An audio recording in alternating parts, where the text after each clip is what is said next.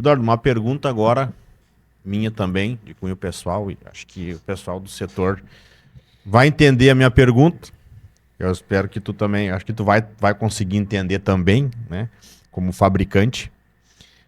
A Heart BR pretende, por exemplo, assim, não é a Heart BR em si, mas, por exemplo, assim, ó, eu vou fazer a pergunta como Emerson, tá? Conseguimos fazer uma tentativa no Rocket 1 com o 79 excluído ou com o religamento automático excluído? Consegue, e isso é nativo do equipamento, né? E essa é uma pergunta que é recorrente para a gente, porque outros religadores, inclusive religadores trifásicos, eles têm um botão, uma alavanca para acionar o bloqueio do religamento, para você poder fechar o religador e se ele detectar uma falta, ele abrir e bloqueio. Essa é o objetivo dessa função, né? Por quê, pessoal? Para entender, né? Essa condição acontece depois de um evento de falta permanente. O religador efetuou lá as 3, 4 operações, é uma falta permanente, ele vai abrir e vai ficar bloqueio.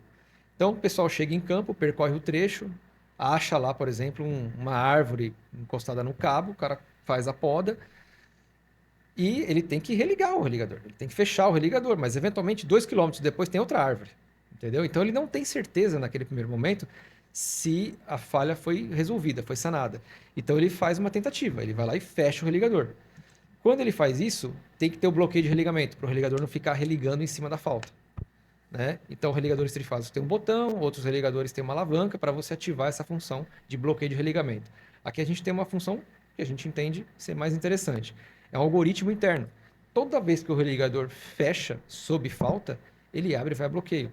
Então, ele independe da ação do eletricista. Ele não tem que acionar nenhuma função, acessar com o aplicativo, baixar a alavanca, absolutamente. O religador vai estar aberto, ele vai movimentar a alavanca amarela para fechar. Se o religador fechar e encontrar a falta, ele vai abrir e vai a bloqueio. Ou seja, a função de bloqueio de RA, bloqueio de 79, ela está sempre ativa. Mesmo que o religador receba o comando pela alavanca, pelo aplicativo ou pelo supervisório. E tem uma configuração dessa função. Tá? Então, o pessoal, quando recebe a ordem de ajuste lá, é interessante confirmar. É uma configuração simples, basicamente ele vai...